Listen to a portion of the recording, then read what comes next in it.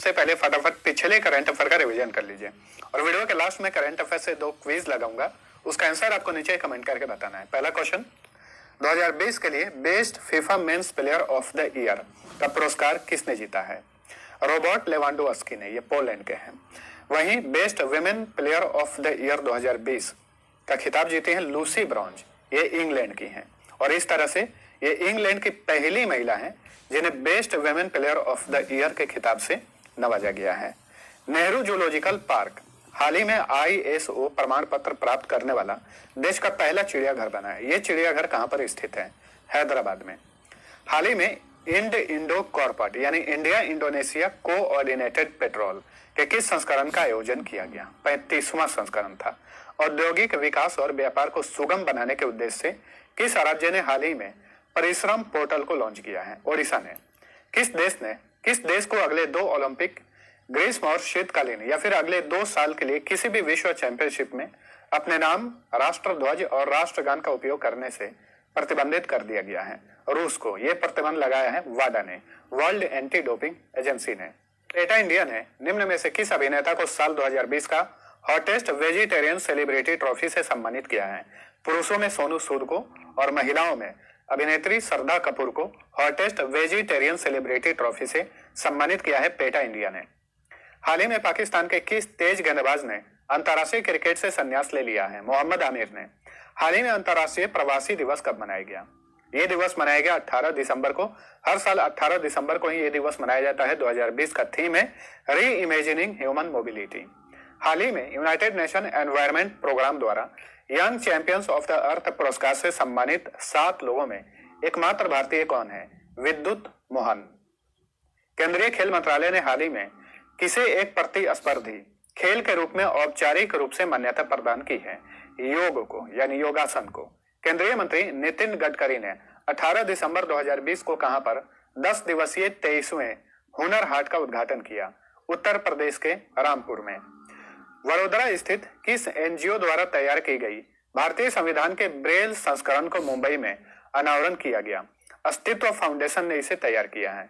किस भारतीय मूल के व्यक्ति को अमेरिकी मल्टीनेशनल टेक्नोलॉजी और कंप्यूटर कंपनी IBM का चेयरमैन बनाया गया है? अरविंद कृष्णा को। इससे पहले ये IBM के CEO थे, अब इन्हें चेयरमैन बनाया गया है। अब चलिए शुरू करते हैं आज का करंट अफेयर। पहला क्वेश्चन है, देश का पहला मेगा लेदर पार्क कहां स्थापित किया जाएगा? तो भारत का पहला मेगा लेदर पार्क स्थापित किया जाएगा कानपुर में, उत्तर प्रदेश के कानपुर में। तो हाल ही में केंद्रीय वाणिज्य और उद्योग मंत्रालय ने इसकी मंजूरी दे दी है। इस लेदर पार्क की स्थापना जो की जाएगी 5,850 करोड़ रुपए की लागत से की जाएगी और कानपुर के रमईपुर गांव में स्थापित होने वाला यह park mega leather cluster project का हिस्सा है। इस प्रोजेक्ट के तहत सरकार ने लेदर क्षेत्र में लगभग 13,000 करोड़ रुपए निवेश आकर्षित करने का लक्ष्य रखा है। अब आप लोग ये बताइए, केंद्रीय चमड़ा अनुसंधान संस्थान कहां पर है? तो ये जीके का क्वेश्चन बनता है, ये चेन्नई में है। निम्न में से किस भारतीय दिग्गज उद्योगपति को global visionary of sustainable business and peace पुरस्कार से सम्मानित किया जाएगा? तो global visionary of sustainable business and peace पुरस्कार से सम्मानित किया जाएगा रतन टाटा को। ऑप्शन बी सही उत्तर है। ये टाटा ग्रुप के चेयरमैन रह चुके हैं। ठीक है, वर्तमान समय में ये टाटा ग्रुप के प्रेसिडेंट एमेरिटस हैं। वर्तमान समय में टाटा ग्रुप के चेयरमैन हैं नटराजन चंद्रशेखरन।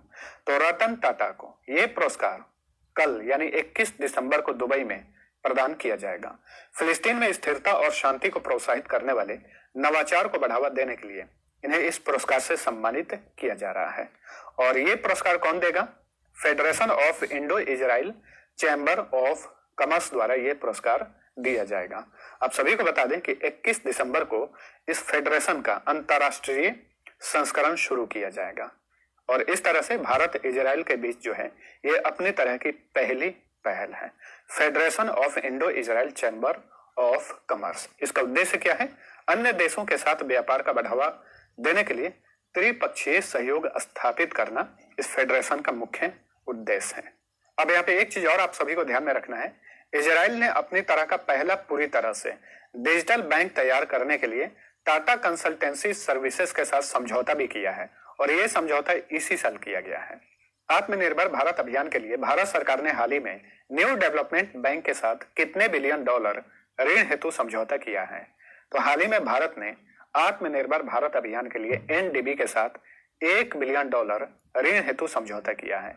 $1 बिलियन बराबर होता है 1000 मिलियन डॉलर के, या फिर अगर इसे रुपए में कन्वर्ट करें तो ये होगा वर्तमान समय में लगभग 7400 करोड़ रुपया, यानी 74 अरब रुपया लगभग में, ठीक है। लेकिन ये डॉलर है, $1 बिलियन यानी 1 अरब डॉलर, ठीक है। तो इतने ऋण के लिए समझौता किया है भारत ने एनडीबी के साथ, आत्मनिर्भर भारत अभियान के लिए। इस ऋण का इस्तेमाल जो है इस अभियान के तहत ग्रामीण क्षेत्र में रहने वाले निर्धन लोगों के लिए रोजगार सृजित करने में किया जाएगा। यानी मनरेगा के तहत प्राकृतिक संसाधन प्रबंधन पर ये पैसे खर्च किए जाएंगे।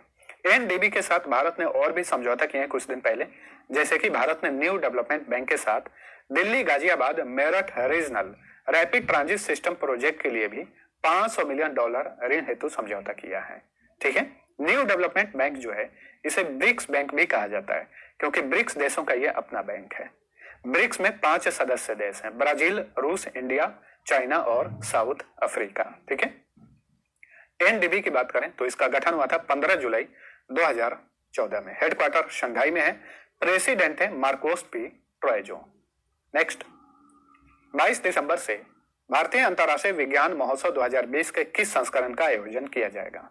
तो 22 दिसंबर से भारतीय अंतर्राष्ट्रीय विज्ञान महोत्सव का आयोजन किया जाएगा वीडियो कॉन्फ्रेंसिंग के माध्यम से। यह 6ठा संस्करण होगा। ऑप्शन डी सही उत्तर है। तो विज्ञान और प्रौद्योगिकियों को बढ़ावा देने के लिए यह एक तरह का उत्सव है जो कि भारत में हर साल मनाया जाता है। 22 दिसंबर से इस बार शुरू होगा। 22 दिसंबर को हर साल श्रीनिवास रामानुजम का जन्म दिवस मनाया जाता है। तो इन्हीं के जन्म दिवस पर इस महोत्सव का आयोजन शुरू किया जाएगा। 25 दिसंबर तक इसका आयोजन किया जाएगा। 25 दिसंबर को हर साल अटल बिहारी वाजपेयी जो भारत के पूर्व प्रधानमंत्री थे उनका जन्म दिवस मनाया जाता है, ठीक है। ये जो महोत्सव का आयोजन किया जाएगा इसका थीम है science for self reliant India and global welfare. Hindi में आत्मनिर्भर भारत और वैश्विक कल्याण के लिए विज्ञान।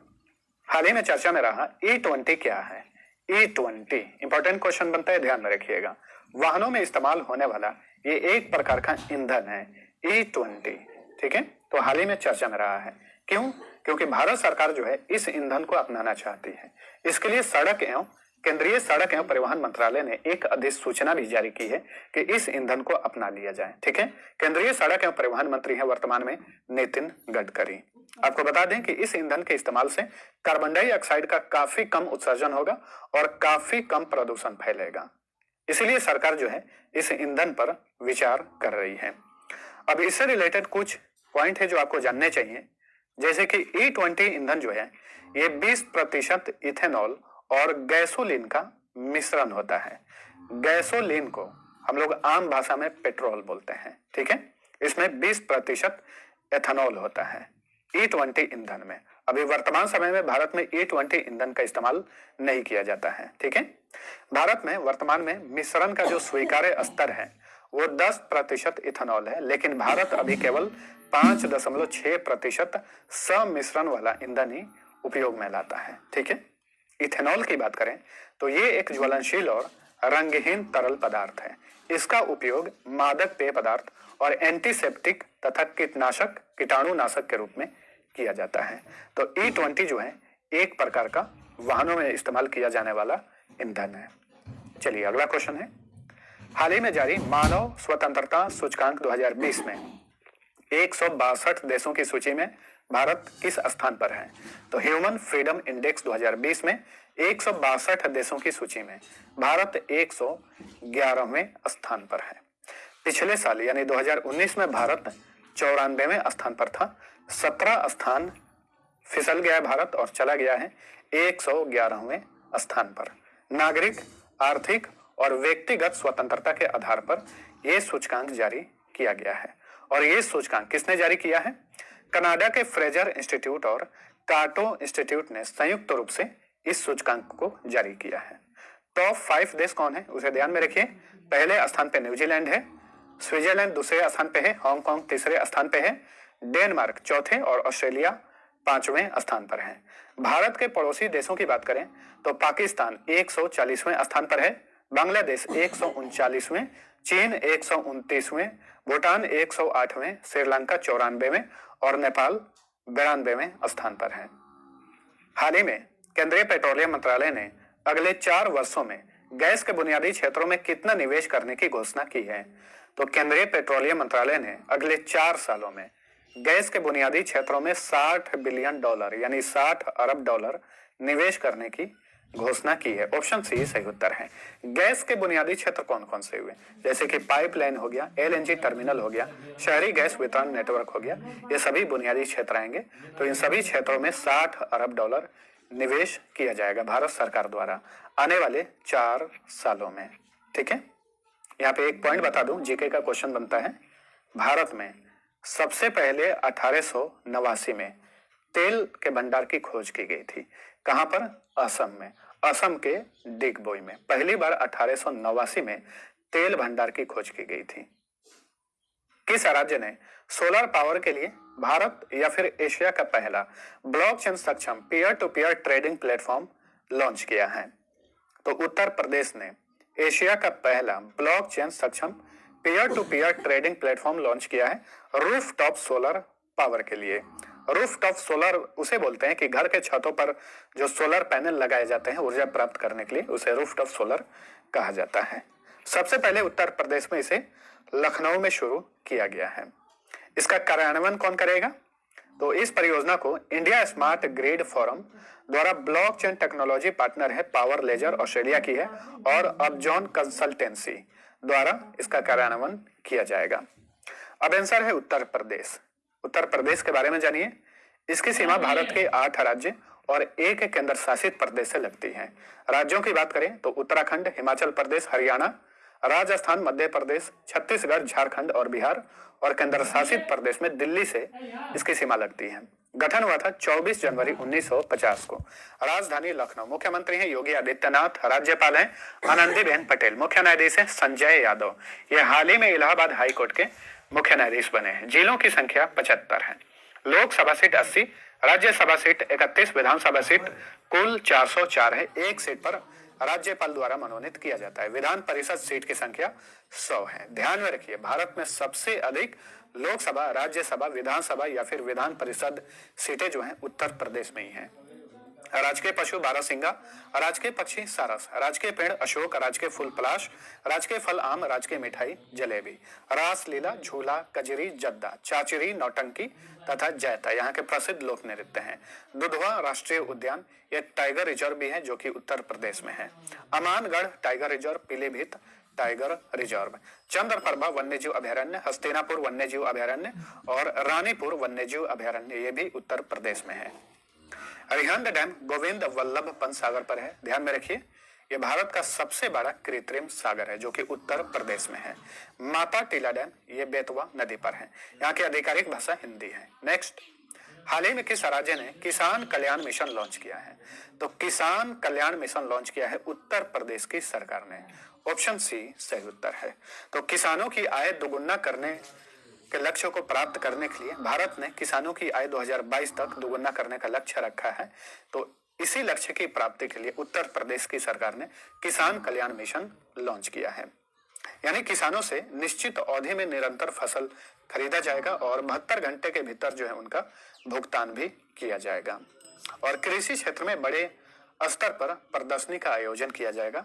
इस मिशन के तहत पूरे उत्तर प्रदेश में प्रदर्शनी का आयोजन किया जाएगा। उत्तर प्रदेश ने इसे लॉन्च किया है।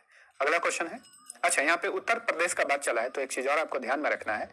प्रधानमंत्री स्वनिधि योजना जो कि केंद्र सरकार की योजना है, उसे लागू करने वाला उत्तर प्रदेश भारत का पहला राज्य है।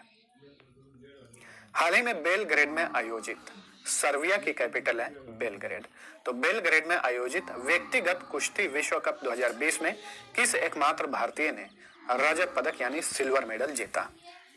अंशु मलिक ने। ऑप्शन बी सही उत्तर है। अंशु मलिक ने 57 किलोग्राम भार वर्ग में रजत पदक जीता है व्यक्तिगत कुश्ती विश्व कप 2020 में।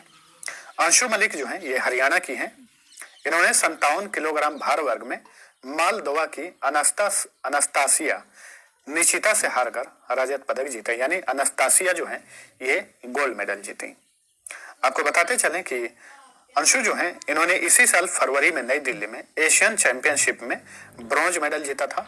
वहीं जनवरी 2020 में रोम में आयोजित मातियो पेलिकॉन टूर्नामेंट में सिल्वर मेडल जीता था। तो अंशु मलिक कहाँ की हैं? हरियाणा की हैं। तो फ्रेंड्स, ये था हमारा आज का करंट अफेयर। वीडियो पसंद आया है तो लाइक और शेयर जरूर करना। और फ्रेंड्स, आप सभी को बता दें कि 2020 का करंट अफेयर केंद्रीय मंत्री नितिन गडकरी ने हाल ही में किस नदी पर 266 करोड़ रुपए की लागत से बने कोइलवर पुल का उद्घाटन किया है? तो ये सोन नदी पर बना है, बिहार में। कहां पर? बिहार में। दूसरा क्वेश्चन था, टाइम पत्रिका ने हाल ही में किसे time business person of the year 2020 चुना है? एरिक इवान को। ऑप्शन डी सही उत्तर था। ये जो निर्वाचित राष्ट्रपति एथनोलॉग द्वारा जारी रिपोर्ट के अनुसार हिंदी विश्व में सबसे अधिक बोली जाने वाली भाषाओं में किस स्थान पर है? दोनों क्वेश्चन का आंसर नीचे कमेंट में बताइए। मिलते हैं अगले वीडियो में, तब तक के लिए टेक केयर।